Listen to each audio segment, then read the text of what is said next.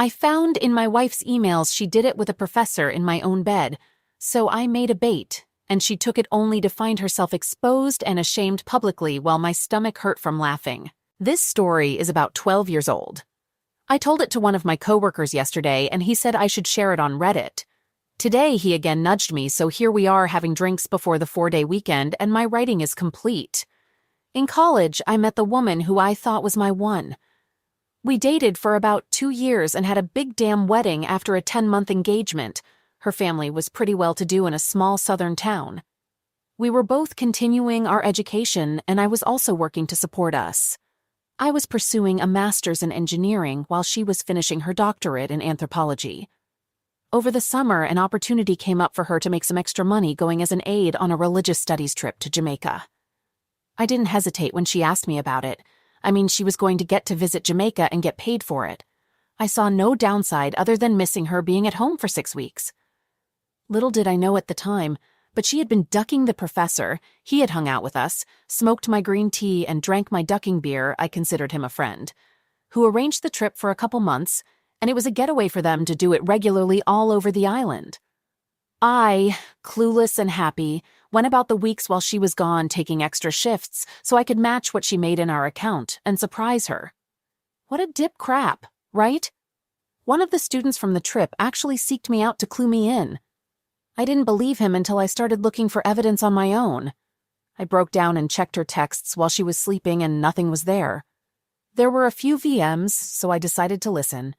And there it was, a message from that giant a-hole saying how exciting it was that I almost caught them. I opened up her laptop and hit the emails after that. It was piles and piles of crap, making fun of me for not knowing, ducking in our bed and laughing about it. There was so much, and I was so heartbroken. Still too hurt to take any action, I was lost. I had no idea what to do, so I sat on it for a couple weeks and acted as normally as I could. I noticed everything now. I felt so stupid for not seeing it before. So many signs. One stuck out in particular. I noticed that our stash of homemade green tea oiling, if you've never tried it, I highly recommend giving it a go, was going down even though we weren't having Zex. It was obvious they were also using the fruits of my labor to get off more effectively. This really pissed me off. Like, unreasonably so, Hulk ducking mad. It finally all hit me. I was a goddamn joke to these a-holes, and they were using the oiling I made and ducking in my bed. I didn't hurt anymore. I just wanted to make them hurt. So, while she was studying at the library, I made a new batch of oiling. I put enough green tea in it for it to smell like normal, but I also added some poison ivy from our backyard to the mixture, and after refilling the spray bottle we used for application, I waited. A few days go by and I'm working extra so I can be out of the house more, and bam, bait taken. That night after she goes to sleep, my plan goes into action. I sneak her phone away and delete my contact, while replacing his phone number in his contact as mine. I go to bed but can't sleep because it feels like I'm 5 and tomorrow is Christmas. Dawn arrives and she's in the shower. I get a text. I'm super itchy, are you okay? Now Lord, now is my time. Look, I thought it had cleared up, but I guess I had a flare-up. I'm sorry, but I've got herpes, and I guess you do now too. I heard this ditch squeak in the shower.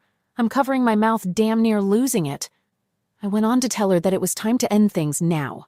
A new semester was about to start, and I kind of have a little crush on another TA.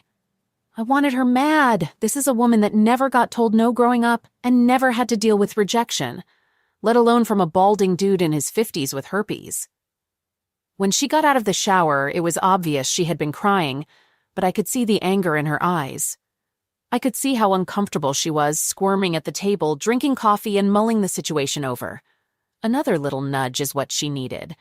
The reply she got to her pages and pages of anger and sadness was, "Thanks for the good times, but can you keep this a secret between us? I don't want to ruin my chances with anyone else." She's flush with anger now, just seething. She gathered her keys and headed out the door without even saying goodbye. I knew where she was going. I booted up her laptop and set it to reformat, deleting her dissertation and any notes pertaining to it before following her to campus. I parked a few lots over and rushed over to his office, where I found her screaming at him for giving her herpes. There's lots of people there, Professors, aides, students, other faculty. I'm dying. He is beyond embarrassed and confused as duck. She is ugly crying in front of her peers. I'm in heaven. I didn't even care that people were going to think I had herpes too. The fallout was apocalyptic in their department. He lost his job due to code of conduct at the university. We got divorced the following year. State law was we had to be separated for 1 full year before being granted a divorce. I got to keep most of the assets, primarily savings and not a ton, but I worked for it. She never finished her doctorate and went on to be a perpetually pregnant housewife that sells Herbalife on Facebook, and he teaches high school now. It took a few years for it all to unfold, but watching it was glorious. I set up a camera and caught Fiancée doing it on my couch with a school friend. So I made her lose her house and karma doubled the damage unexpectedly. This has been 4 years ago, so the sting is gone and my revenge has been had. We dated for 4 years and had what I thought was a great relationship. We were both well-established professionals who both owned homes in the same neighborhood and both with daughters in the home. Her daughter was 11 and mine was 16 when we met. We had actually planned to get married, build a house, and raise the two together. We planned the house build because she had recently been diagnosed with a neurological disease that would eventually put her in a wheelchair and need something ADA-friendly. During the planning stages, I began doing landscape and construction projects on her home to increase the resale value. All in, I invested roughly $30K USD into the home, running everything through my side construction business for tax, permitting, and resale purposes. We had a contract that payment would be made upon the sale of the home. I produced invoices for each and every project, but never pushed for payment because of the prior agreement. Fast forward 6 months, we're looking at property to develop and finalizing drawings on the home when I began feeling ill. I couldn't eat, constantly vomiting and passing blood. I began noticing that my abdomen looked swollen, which was odd because we were both very clean eaters and were in the gym every day. So I went to the doctor and began having tests done. During this time, she began having small cognitive issues, and the stress of her current position was exacerbating her condition. So she took a $20K per annum cut in pay, along with a lesser position inside the company. After a month or so of different tests and a biopsy, it came back that I had a golf ball-sized tumor in my stomach and would need to begin chemotherapy. So I began chemo and radiation treatments, which made me, expectedly so, extremely ill. She was spending time helping around my place on the weekends and staying over more, to the point that they were both at my home, more than theirs. At this point, I suggested that we go ahead and put one of our houses on the market and move in together until the new house is built.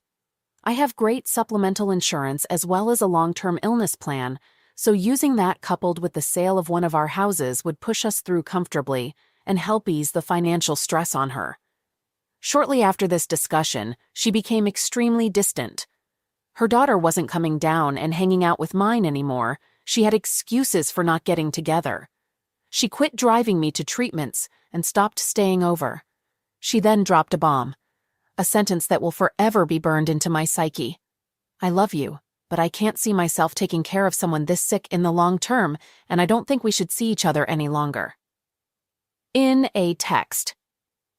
It broke me, I won't lie. This was the first woman I had ever opened up to and planned a life with since my wife passed away when my children were 1 and 3. However, I tried to be mature about it. I forced myself to understand her position and to accept what I could not change. I calmly, the next day, gathered all of her things, packed them neatly, loaded them in my truck, and took them to her house to leave on the back porch while she was at work, in order to avoid any awkward exchanges. Walking around the back and under the porch cover, I sat down in a box and saw her in her back living room, on the couch having sex with a man that she had introduced to me as a lifelong friend. I had dinner and drinks with this man and his girlfriend. We had gone on vacation with them as well. I never spoke of the incident with her and simply sent her a text later, explaining that I would leave her things on my side porch to pick up at her convenience. I discovered 8 or 9 months later from his now ex-girlfriend that they had broken up due to him confessing that he had been sleeping with my SO, dating back to about the time we were finishing drawings on the new home. Now I'm pissed. Revenge time. At this point, I'd finished chemo and radiation for the time being and was feeling healthier. I was going through some much-neglected paperwork when I ran across the file that contained $32,680 in unpaid, long overdue invoices, which were promptly sent to my attorney to begin lien proceedings on the home. It turns out that I couldn't have done this a moment too soon because she was set to put her house on the market. Coupled with interest over the course of what was then 19 months overdue, the invoices were hefty. That, along with the agreement of settling them when the house was sold and attorney fees, left her with roughly $10K after the sale of the home and settling her current mortgage. She promptly had to back out of the purchase of another home and moved in with her oldest daughter, SIL, and 2 grandchildren. She also had to leave her job and begin receiving disability. I ran into her a little over a year ago, and she looked as if she had aged 20 years and was in the wheelchair we had talked about. We chatted cordially but briefly, and I excused myself and went on with my day. A few days later, her younger daughter called me and spoke of my running into her mom, and could we hang out sometime? I gave a vague answer, thanked her for calling, and again went on with my day. The ex then called me a week or so later and began apologizing for leaving me as she did. Again, cordial but short, I thanked her for calling and hung up. She began texting, and this went on for several weeks until one she asked if I could ever see us rekindling what we had, to which I replied, "I can't see myself taking care of someone so sick in the long term. Remember the box on your back porch? Did you think that lifelong friend brought that over to you from my house? Good luck to you."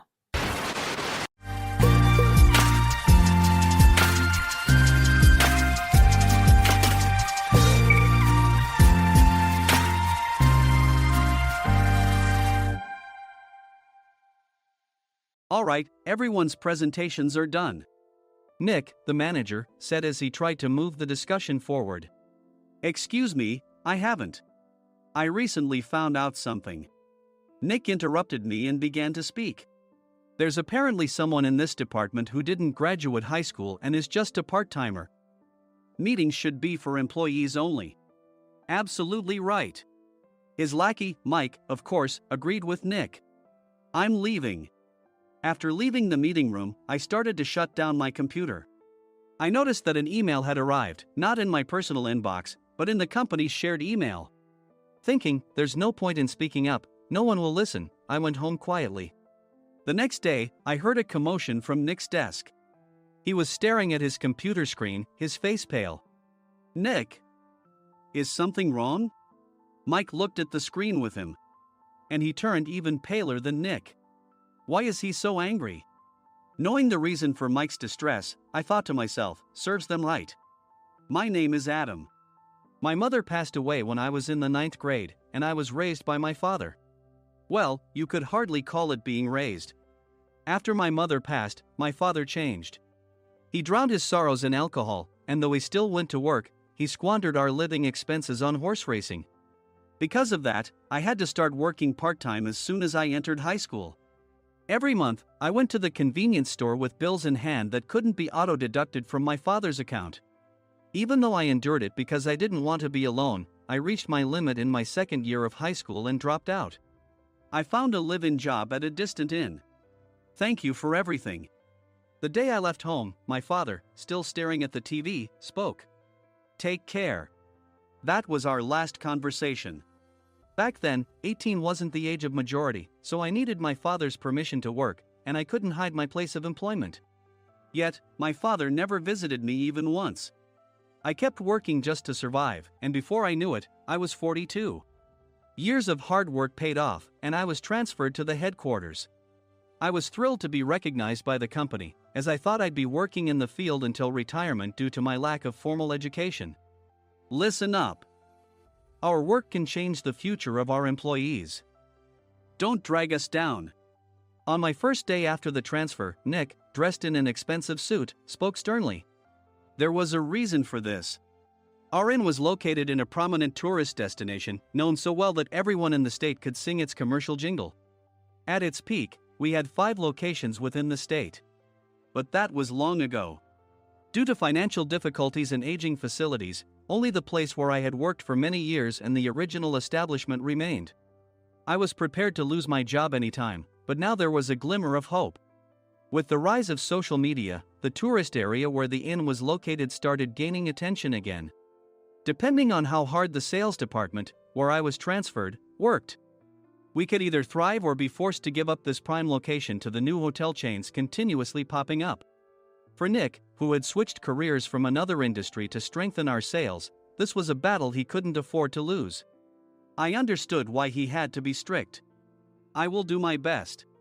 Nick sneered at my enthusiastic declaration. "Did you not hear what I said?" "I'm sorry. I thought I was listening carefully." Out of habit from years of customer service, I apologized reflexively, though I had no idea what had offended him. Someone was watching me with a smirk. In this department, there are those who are expected to excel and those who have been shoved here because they have nowhere else to go. You are the latter. It was Mike, the section chief. He's 7 years younger, at 35. But he was called to headquarters much earlier than I was and had been moving around within the headquarters ever since. I'm not jealous, but I can't accept that he's my boss. Graduating from a prestigious university, he has an unusually high pride and caused many problems as a newbie, making things very difficult for me when I was the front desk leader. When I found out Mike was transferred to the sales department a month before me, I was disheartened. Mike is right. With just a middle school diploma, there's not much you can do. Don't even think about achieving results. As if I didn't exist, Nick remarked, "I'm thirsty." Mike eagerly ran to the coffee maker. It seems Mike is Nick's lackey. I regretted being happy about my transfer to headquarters, wishing I had stayed on site forever. Send a direct mail to every company on this list by the end of the day. Nick only assigned me tasks that even a new graduate could handle. What? There are over 1,000 companies. You want me to send to all of them by today? Yes, if you and your fellow misfits split the work, even those with nowhere else to go should finish by today. I glanced at the employees typing away expressionlessly. They were worn out from customer service, only thinking about leaving on time, or were women reassigned after having children, with zero motivation for work. Even Sam, a new graduate from the same university as Mike, who was supposed to be among the expected achievers, had no enthusiasm for the job, having joined the company wanting to do customer service. "I don't care what they say, I plan to quit any time," he said. Only Nick and Mike were highly motivated, making all the decisions between the two of them.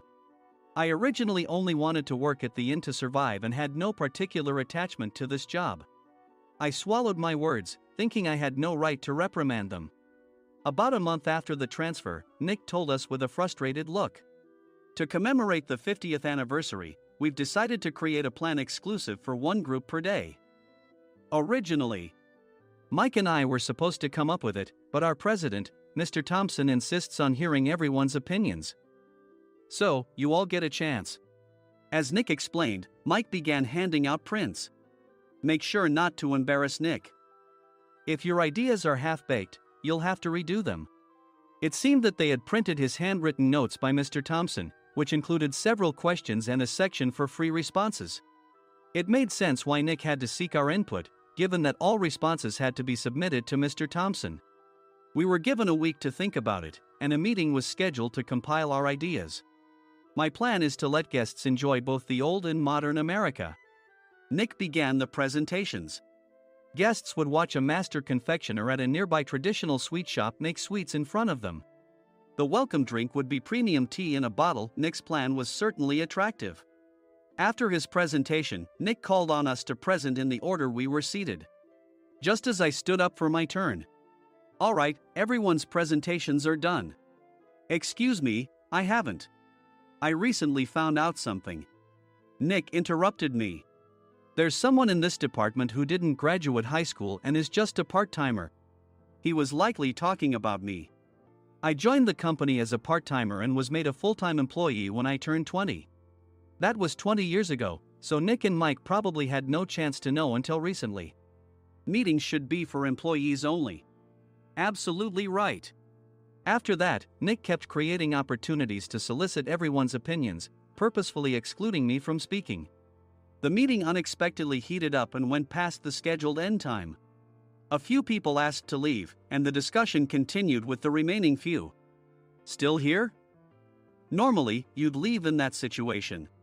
Though I had no attachment to the job initially, hearing kind words from customers made me want to make them happier. For someone like me, with nowhere to go, the inn was my home and customer service was my life. I felt pathetic about my current self. I'm leaving. I left the conference room and started shutting down my computer. I noticed an email had arrived, not in my personal inbox, but in the company's shared email. Thinking no one would listen to what I had to say anyway, I quietly went home. The next day, while preparing the DM as instructed, I heard a commotion from Nick's desk. In his haste to stand up, he hit his knee on the desk. He stared at his computer screen, his face pale. "Nick? What's wrong?"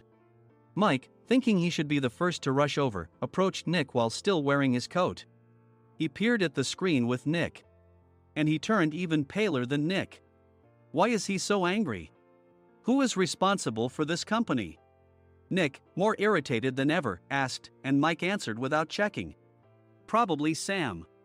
Sam wasn't there because he was attending a morning training session for new hires. Nick gave up on getting angry and returned his gaze to the screen.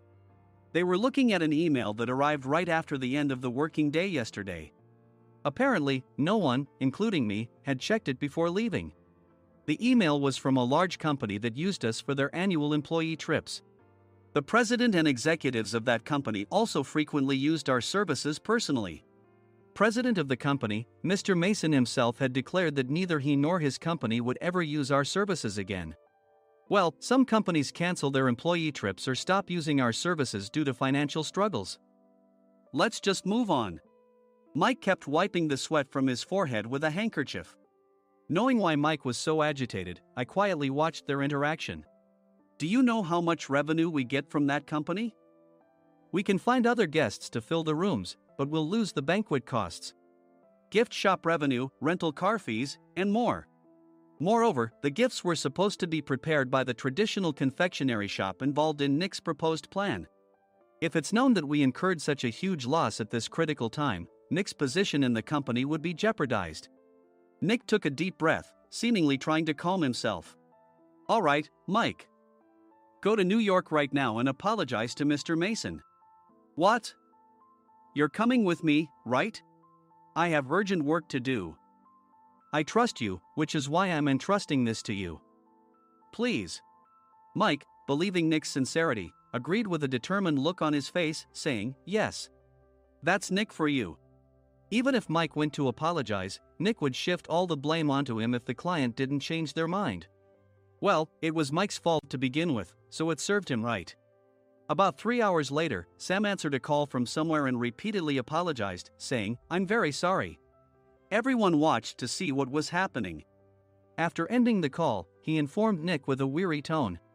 When Mike arrived at the client's company, he only made things worse, further infuriating Mr. Mason. He was demanding, get his boss here immediately. It was no wonder Sam was exhausted, dealing with such a call right after returning from training. What is that idiot doing? All right, Adam, you're coming with me. If sacrificing Mike didn't work, then I must be next. Normally, I'd want to refuse at all costs, but I saw an opportunity in this situation. If I can be of assistance, I'd be happy to join you. I immediately followed Nick, and we flew to New York. When we introduced ourselves at the reception, it became clear how serious the situation was. As the receptionist personally escorted us to the president's office. Angry voices leaked through the door, making both Nick and me uneasy. Excuse me. I'm Nick, the supervisor. I understand my subordinate has caused you trouble, and I deeply apologize. Nick, with his experience in the corporate world, knew enough to offer an apology before excuses. However, his customer service skills left much to be desired. I sighed as I saw Mike trembling like a small dog in the corner of the room. What kind of training are you giving your subordinates? Mr. Mason glared at Nick with a red face. The intensity of his gaze made even Nick take a step back. Regrettably, I joined this company only 2 years ago and was unaware of Mike's issues. I should have identified his shortcomings sooner. Indeed. I should have realized sooner. No sensible person would come to apologize and then give a lengthy presentation on the drawbacks of not using their in. Nick froze, his mouth slightly open. Suspecting the worst, I picked up the documents that had fallen to the floor. It seemed Mike hastily prepared these documents on the plane, listing the disadvantages. Disadvantage 1: if you change the venue for the company trip, employees might suspect it's for cost-cutting reasons, leading to a negative impression. Reading it aloud half-jokingly, Nick snatched the papers from my hand and checked the contents with a furious expression. Among the stack of documents was a receipt from a nearby convenience store's copy machine. I felt a pang of dread, hoping he hadn't shown the receipt as well. What do you think he said when I asked what kind of nerve he had to do this? I'm very sorry. Faced with the dire situation, Nick must have thought there was nothing left to do but apologize. In a voice smaller than I'd ever heard from him, he uttered words of apology. He said, "I'm a Harvard graduate. I don't believe I said anything wrong." Mike! What have you done? Forgetting his plan to pin the blame on Mike, Nick yelled loudly, even in front of Mr. Mason. "I didn't do anything wrong." "You're still saying that? Look at him." Mike pointed at me with a shaking hand. "I was assigned to headquarters in my 20s and now I'm a section chief. This guy only made it to headquarters at 42. Everything I've done proves I was right. So why are we losing the contract?" Having said his piece, Mike collapsed to the floor. "Of course. You were sent there because you had nowhere else to go." Mike never expected to hear such words from someone he looked down upon. He lunged at me, and Nick hurriedly stepped in to stop him. "Mr. Thompson told me Mike is a quick thinker, and to take good care of him." There's no way he was pushed aside. "Don't make things worse here. He didn't say quick thinker, he said only quick-witted, didn't he?" I don't remember that part." I recalled the many troubles Mike caused when he was a newbie. When Mike was on the front line, his pride was so high that he never apologized to customers. Customer service, especially in our job, doesn't work alone. It brings both good and bad situations. If the front staff or housekeepers made mistakes, or the cleaning company didn't properly clean a room, one had to apologize to the customers regardless of personal fault. Mike, in such situations, would never apologize, insisting he wasn't at fault. This often angered customers, and as the front desk leader, I frequently had to apologize on his behalf. He caused complaints and disrupted operations, which is why he was quickly moved to headquarters. In departments where he didn't interact directly with customers, his quick thinking was beneficial and things went well. But it seemed his flaws were starting to show. Corporate reservations are supposed to be entered into the system by the sales representative. But a quick check yesterday revealed that more than 10 items were missing from the client's reservation. The handover document clearly stated what needed to be prepared. Why didn't you enter it into the system? Why do we have to give them special treatment? Filling rooms near the banquet hall, setting up all the food in advance. Specifying the brand of wine, they're too demanding. No wonder he always angered customers, I thought, feeling a headache coming on. Grouping them in rooms near the banquet hall is for our benefit too. It makes it easier for the staff to set up beds and serve breakfast since everyone's schedule is synchronized. As for the other requests, Mr. Mason suggested them to lighten our load. I didn't know that. Nick finally seemed to realize that Mike was the one who had angered the client. What did you say to them? I just told them we wouldn't give them special treatment anymore. We shouldn't waste effort on things that don't bring in money. I was utterly exasperated at his lack of understanding of customer service. Of course, we shouldn't comply with unreasonable demands. But carrying over successful practices from past stays makes customers feel remembered and enhances their experience. Good memories encourage repeat visits. That's part of our job. I looked down at Mike, who was sitting on the floor. In our job, nothing is a waste. Mr. Thompson likely moved you to the sales department, hoping you'd finally understand this. How do you think he feels now that you failed to meet his expectations? Mike, tears in his eyes, fled the president's office. I was amazed he still hadn't apologized. You have it tough, Adam. It's okay, we're all employees of the same company. I deeply apologize for this disrespectful incident, especially after all the care you've shown us. If it weren't for you, Adam, I really would have stopped staying here. When I heard you were moving to the sales department, I was willing to reconsider if you handled it." Seeing us talk so amicably, Nick's face contorted. "Do you two know each other?" "Adam's service is excellent. I always requested him specifically. Normally, we don't accept specific staff requests, but we made an exception for Mr. Mason, adjusting my shifts accordingly. He had personally stayed at our hotel just before my transfer, and during casual conversation, I mentioned, 'I'm moving to the sales department soon.' If I hadn't told him then, things could have been much worse. Please continue to take care of us. I look forward to it." On the return flight, Nick awkwardly offered me a can of beer. "It's still working hours." Of course, I had no intention of forgiving him for a single beer. Nick might try to pin everything on Mike and avoid any consequences. While pondering this, a startling fact came to light. "Nick, the tea bottles for the plan have arrived." I handed Nick a bottle labeled with our inn's name. "They look good." "What are you talking about?" "These are plastic bottles. I had assumed we would use the trendy, high-end bottling tea. But what arrived were ordinary plastic bottles of tea with customized labels. The only unique aspect was the label, which had the inn's name, making it look customized. Upon further investigation, I discovered that a substantial amount of money was set to be paid to the tea company. It was priced like bottling tea. Does this plastic bottle really cost $100 each? The tea inside is specially blended for us. The extra cost is for that. Wouldn't it be better to use another tea company? Or is there a specific reason we must use this one?" As Nick continued to make excuses, I showed him a printed email. I informed the tea company's president, Mr. Mitchell, that we discovered irregular payments and he confessed. He said you two were high school classmates and planned to split the extra money. That idiot. Why did he confess? That's not important. You should worry about yourself, this could turn into a police matter.